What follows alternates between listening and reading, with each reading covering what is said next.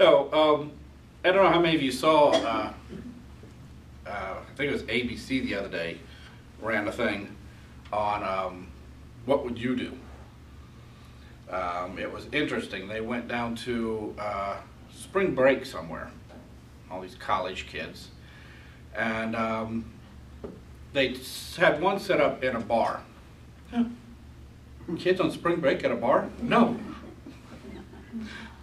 And they made sure that this one table next to the bar was full of kids.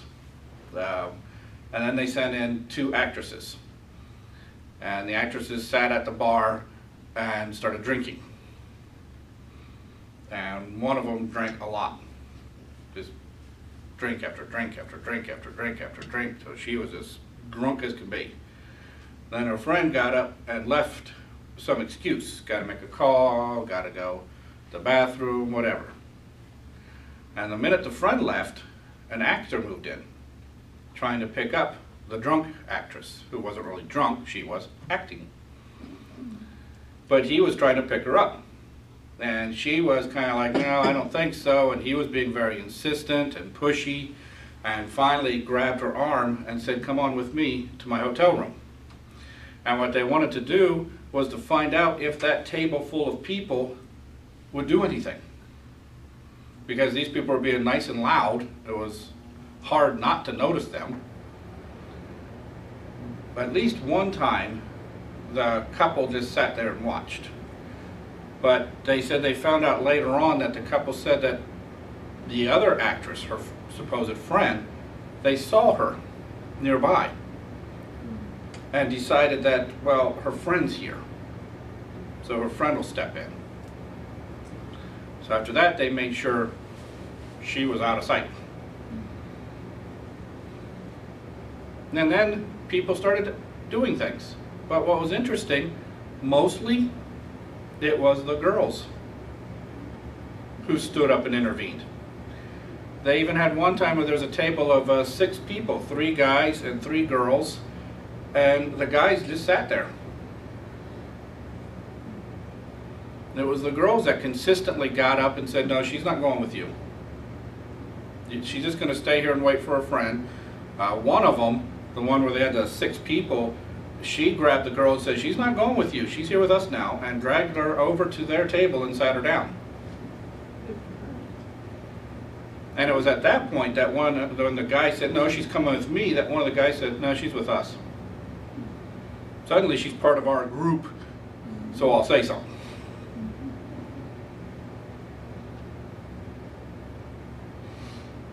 One time did the guy get up first, and he was up like that. I mean, as soon as that guy started in, he jumped up, moved right in and said, no, no, you're not going to do that. And the guy turned around and said, the actor turned around and said, hey, this is none of your business. And the woman that was with that guy jumped up and said, oh, I'm making it our business. Oh.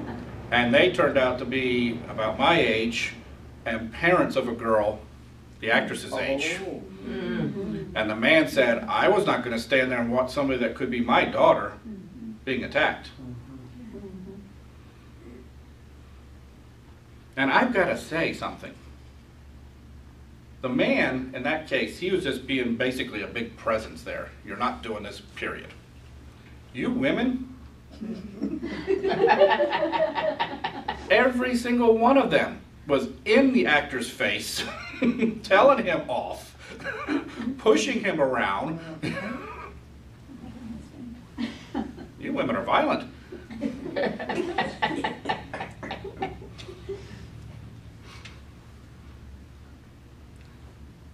But it was an interesting experiment to watch. Now, I am sure that part of what played into it was that the guy was a father. He was protective. Part of it was he was a bit older. He's more secure. He's more likely to stand up, because when you looked at some of those guys, they had a look on their face as if they wanted to get involved, but they were kind of embarrassed to get involved, and they mostly just kind of kept looking down or away so they didn't have to see what was going on. But another big part of it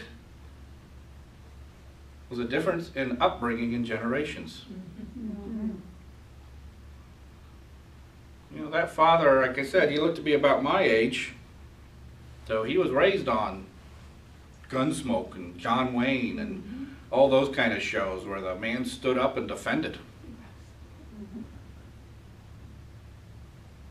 Didn't even think about it. That was just what you did.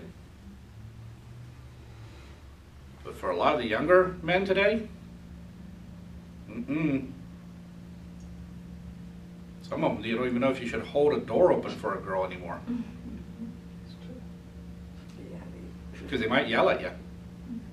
How dare you treat me that way? I can open a door for myself. Does my arms look broken? No, but I wish your mouth was.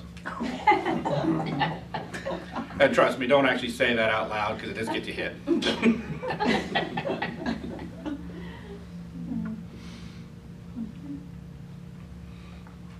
But everything in culture anymore has taught young men, don't do anything.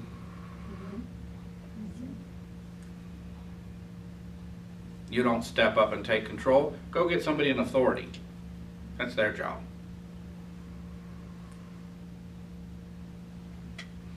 Remember that case a while back of a football team that saw an elderly woman being mugged? And several of them, high school football teams, several of them ran over there across the street from their practice field to stop the mugger. And they got suspended from school because what they should have done was gone and got a teacher or a principal or somebody in authority. It's not their business to be looking out for other people.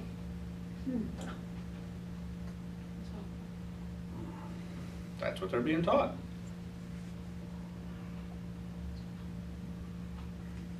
Of course, my question is this. If all of this younger generation is being taught, you don't stand up, you go to get somebody who's in authority, what happens when they're the people in authority? They've been taught not to intervene. Do you really want a generation from now of police officers who were taught in this generation not to stand up to somebody? There's so much bullying. So there's so much bullying. That's why there's so much bullying. Hey, not to sound old or like, you know, when I was my age, we walked through snow in the summertime. But I remember. That's true. I'll edit that part out. But I clearly remember a couple of bullies when I was a kid. Playground took care of them. And one bully I felt so sorry for afterwards. I went up to him and told him. That poor guy. He was picking on some other kid. And the other kid grabbed him, suddenly went like this, grabbed him on the neck and the back of the shirt, bent him over, and smacked his head against the metal door. And this is not a joke. I never messed with that girl. Again. And that is not a joke. It was a girl. But I guarantee you this much, the bully was no longer the school bully. Because he knew we'd all go to her.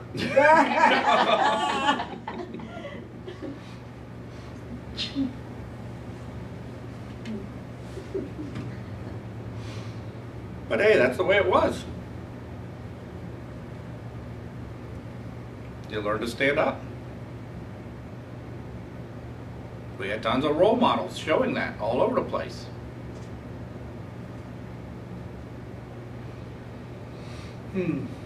Nowadays, well, a large part of the role models for young girls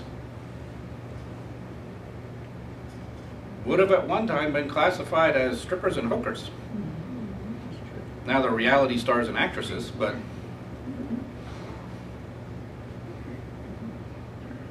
remember when the women's rights movement started? It was about raising women up. giving them strength and unity. Things that we could agree with. Equal pay.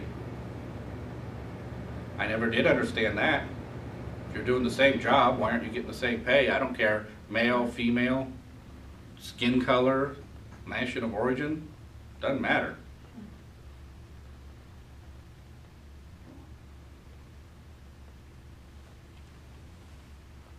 Nowadays, according to a lot of these women rights groups, what's empowering to a woman?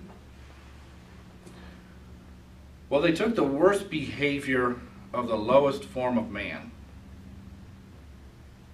and said, if you can behave like that, that's empowering. Really?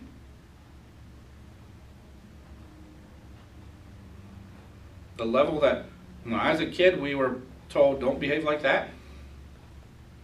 You're better than that. I didn't realize back in math class that learning the lowest common denominator meant that they were going to take all of society and lower it. I always assumed it was to be able to figure out how many packs of hot dogs you had to buy to match how many packs of hot dog buns. Because I don't know what genius came up with that concept, but 8 hot dogs and 12 buns, you have to keep buying and buying and buying until you get them equal. That's brilliant marketing.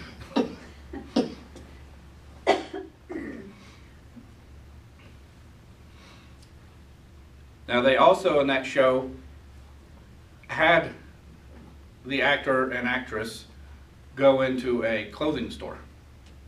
She was there to buy a bikini. And she came out wearing a bikini and he started ripping her apart. Oh, that makes you look horrible, you look flat, that just is ugly. I mean, he just is ripping into her.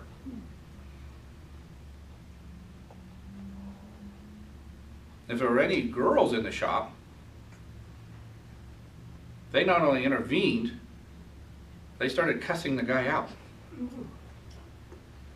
Usually it was the first thing they did. That's how they interjected themselves into the conversation, was to cuss him out. My, we've raised such ladies. And then they'd get in his face and tell him off. Now I did find interesting that there were 2 guys in the shop during one of these segments, a couple of college guys from Texas. They intervened too. But it was so quiet. The one said, you shouldn't be treating her that way. And she deserves to be treated better than that if you're her boyfriend. They never raised their voice. I don't know if they ever cussed. They tried to explain it to him, and he stomped out of the shop.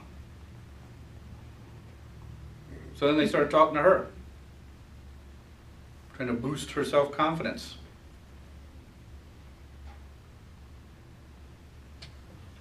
And even when he came back in, they still tried to explain things to him. Which once again proves my main point. You women are vicious.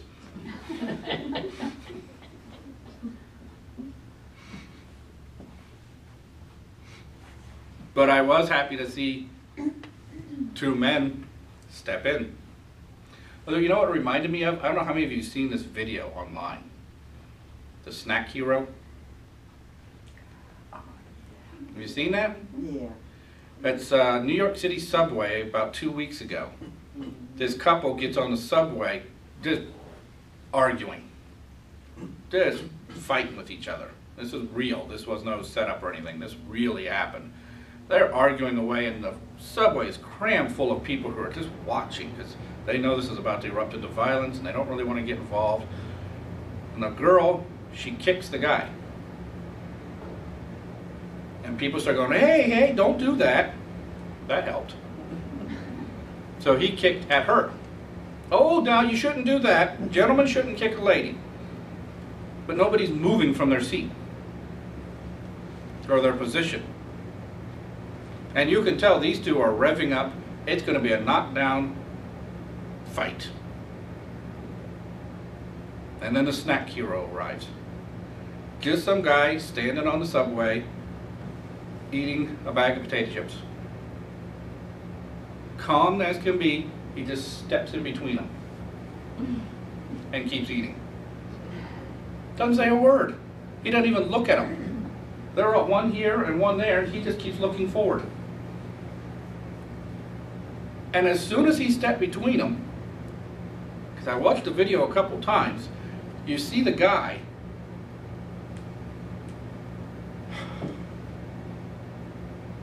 it's like he was grateful something could diffuse it, and he allowed us to diffuse it.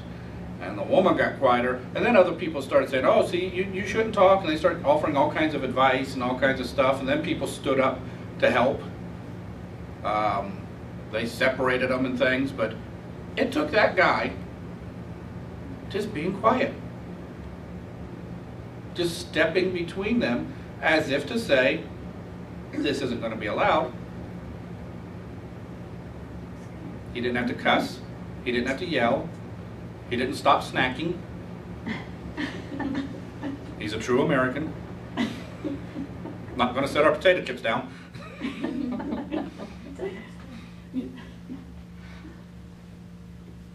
But he took care of the situation. You know, it's one of the reasons why I keep saying that a moral code has to include the words, be courageous. It does no good to lay down all kinds of morals you have to live by if you don't also teach people to stand up. Be strong. Defend them.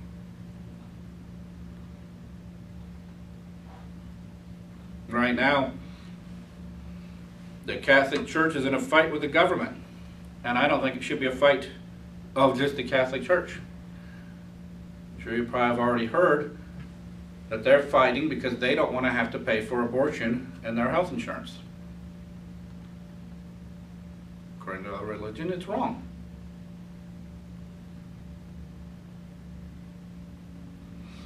I happen to agree with their standpoint, and even if you disagree with their standpoint, you've got to agree with their right.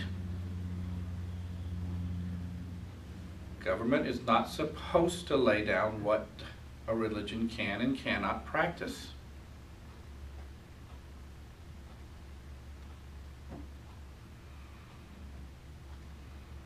Recently learned where the phrase separation of church and state came from. I don't know how many of you know that. It was the minister to the Pilgrims. They were living in England. And they wanted to practice their religion their way. And they weren't allowed to. Because the top civil authority of the country and the top religious authority of England told them it was illegal. They were fighting both civil and religious leader. And it was one person. The king. Henry VIII. Yep, the king. The king is the leader of the Church of England and the civil authority back then. And the minister for the Pilgrims said that there must be a separation of church from state. So the king reacted in a reasonable, rational way, demanded his execution. How dare you question the authority of the king? So the Pilgrims fled. I believe to Holland first. The Dutch really didn't want them. So they came to America.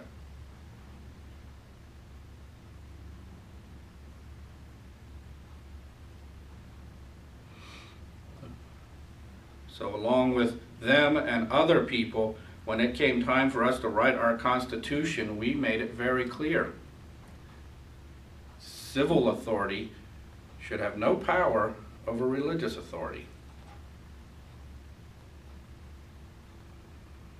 That does not mean civil authority should not be religious. That was a separate issue.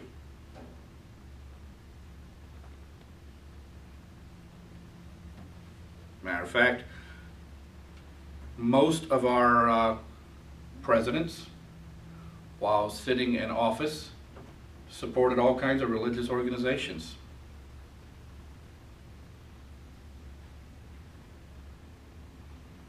Thomas Jefferson even had the Capitol used for church services every Sunday.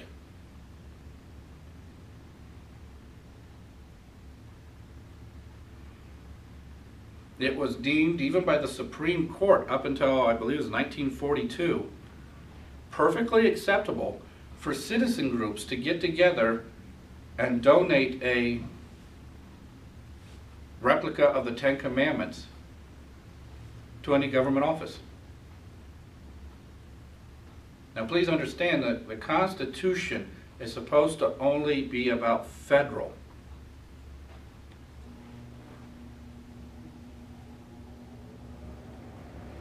Federal courts, federal office buildings, federal parks.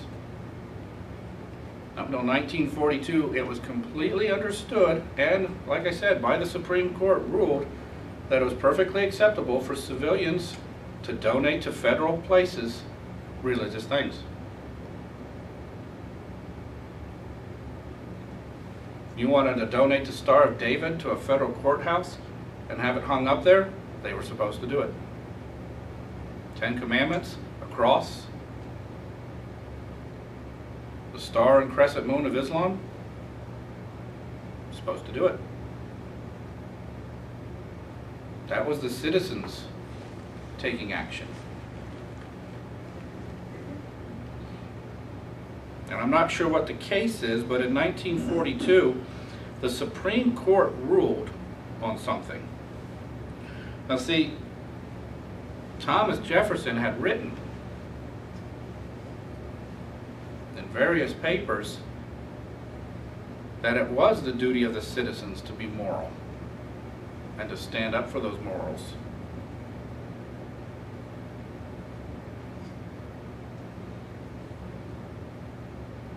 And that it was perfectly acceptable for the citizens to take that religion into their federal buildings.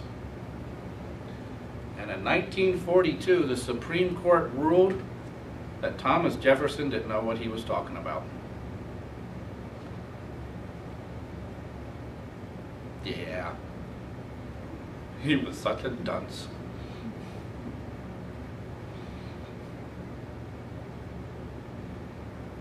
Let me tell you a couple of things about Jefferson so you know what a dunce he was. A friend of his came to him. The friend was a missionary working with Native Americans, trying to convert them to Christianity.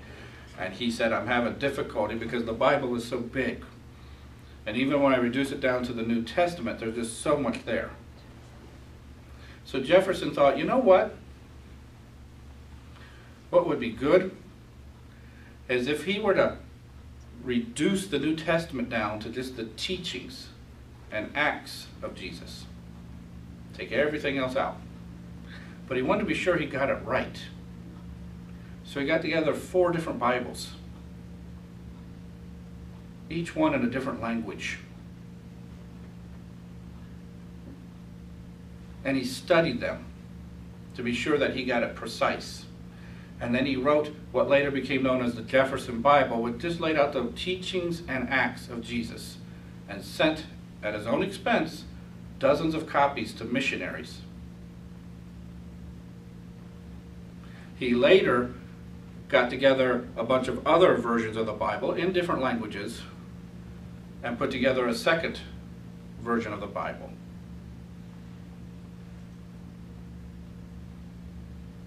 Before he was elected president, I believe it was John Adams, President Adams, sent him to go and negotiate with some pirates these pirates were attacking shipping throughout the Mediterranean and around the Atlantic. And basically what they were doing was saying, pay us large sum of money or we will attack your ships. And even when you paid them, they would still attack your ships, hold your crew for hostage, sell the merchandise. If they got lucky, they'd take a government official because they were worth a lot more money. And Adams had had enough of them, and he sent Jefferson to go negotiate with them. And Jefferson wasn't getting anywhere with them. He kept trying to diplomatically reach an accord and just couldn't. Finally, he went to one of the princes and said, look, no diplomacy, no government talk, just lay it out to me clear. Why do you attack us? Oh, because the Quran tells us to. They were Muslim pirates. You know, Jefferson couldn't believe that. So he learned Arabic so he could read the Quran, because that was the only language it was printed in back then. Remember, I'm trying to teach you what a dunce Jefferson is. He decided he wanted to find out exactly what the Quran said, so he learned Arabic so he could read it. How many of you think you could right this minute go out and learn Arabic in a few months to a level that when you read the Quran, you understand what it's saying?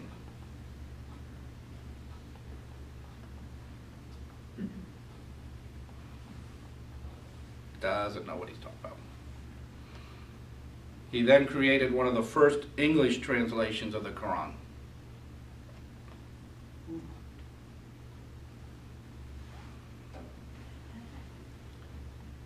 And if this video goes viral, I'll probably tick a lot of people off with this next part. But his introduction to it said, my friends, and I'm not quoting it because I don't know the exact quote, but it basically said, my friends, you must read this book so you understand we can never negotiate with Muslims. Any true Muslim follows the Quran, and the Quran says all infidels must be destroyed. That was his purpose for translating it.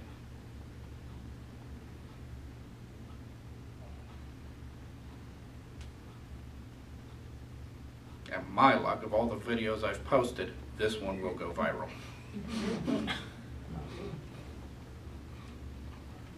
But I'll be famous for a short time.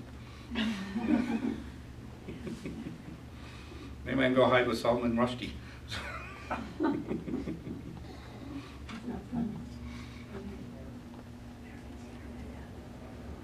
Yeah.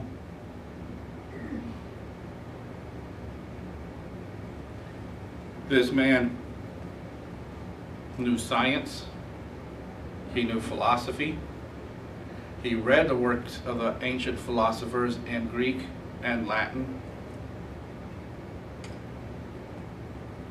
I have trouble reading some of their stuff in English.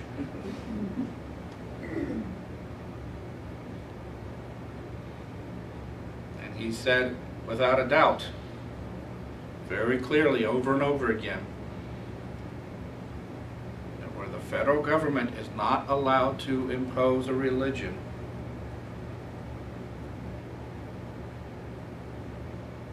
people in the government must be religious and moral people.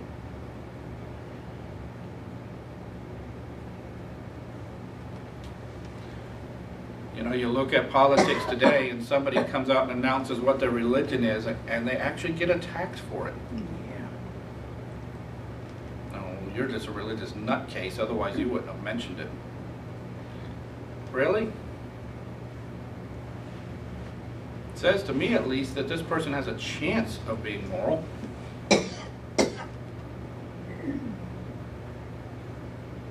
And if they're not going to proudly stand up and proclaim, I am of this religion, Are they going to stand up and proudly defend their beliefs?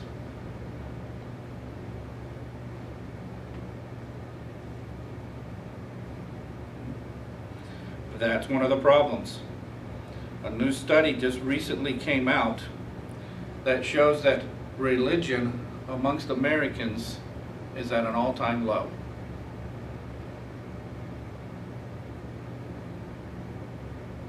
Every year for the past several decades, the number of people that respond to surveys that they belong to a religion has dropped. Number of people who regularly go to church dropped. Number of people that believe in God dropped.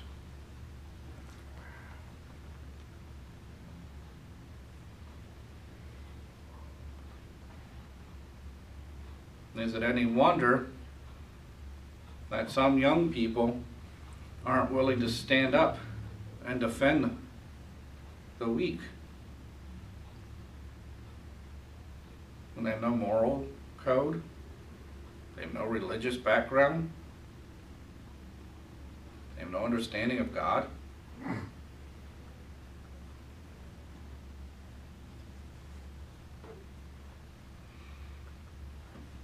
But then again, it is an old formula.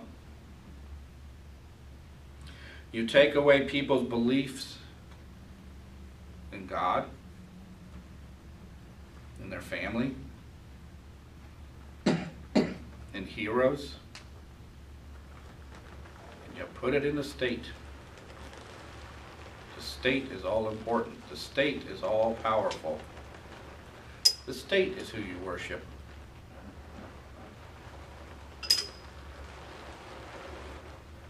been done. Look at any communist country in the world. The state is all that matters. You work for the state. You worship the state leaders.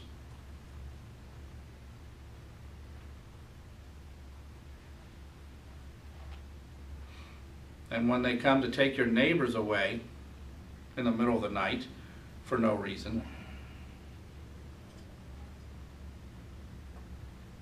you're not going to be strong enough to stand up and say anything.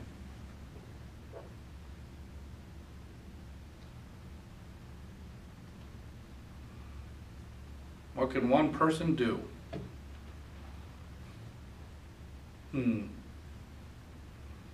That's true. One person standing up to injustice has never changed the world, has it? Gandhi didn't affect anything. Oh wait, yeah he did. Well, Jesus didn't, oh, no wait a minute, he did too, that's a bad example.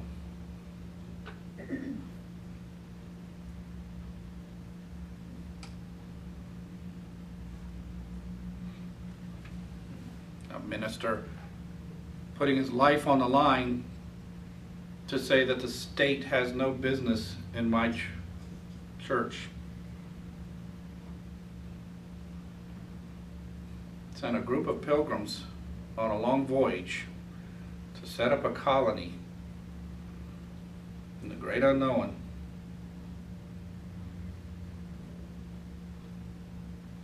Held them together through famine,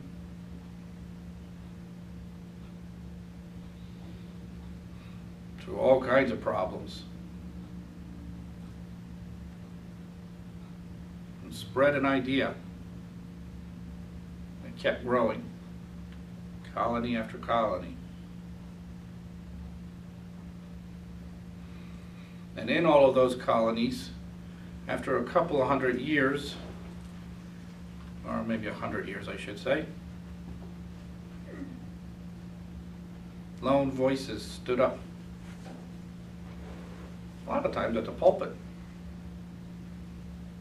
and said, we cannot be oppressed any longer. We cannot allow this to continue. We must stand up. And where that lone voice spoke out, other people said, you're right, and stood up.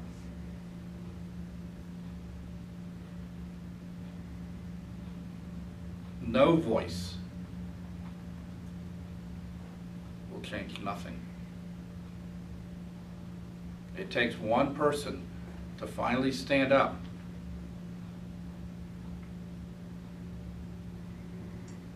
to speak out, to get others to join, to bring about change.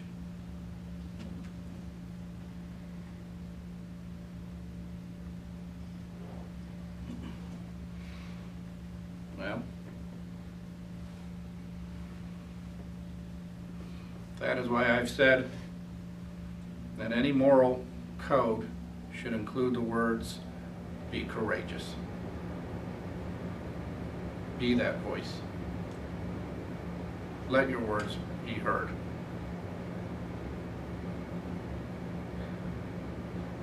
When you stand up for your rights, when you stand up for the rights of others,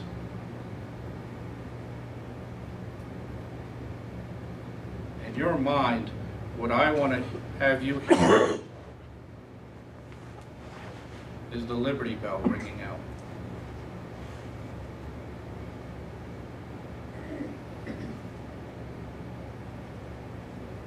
Because that's how it's maintained.